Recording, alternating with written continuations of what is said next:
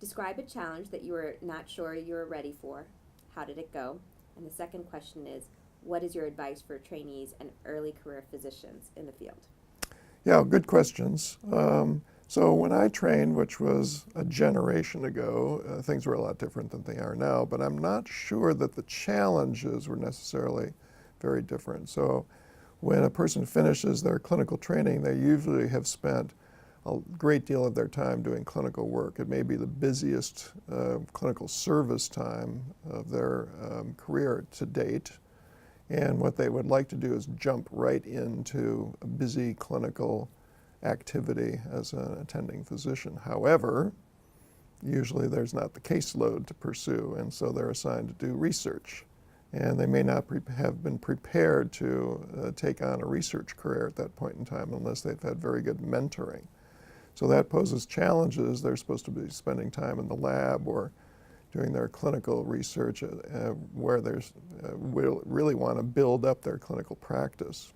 As soon as they get their clinical practice built up and their research established, then the next question is, can you do some administrative tasks for us, for which also they've never been prepared? So I think the mentoring is very important, and for an early career person, finding the right mentor who will fit their skill set to their expected career path is very important. They shouldn't go independent, and they shouldn't try to take on these challenges without a proper preparation for them. So the second question is, what advice would I give? And this would be for academic clinicians, and that is in terms of the research, the clinical research focus, or the basic research focus, is to find a good niche that is not well occupied and that has legs, so that has a lot of potential for the future.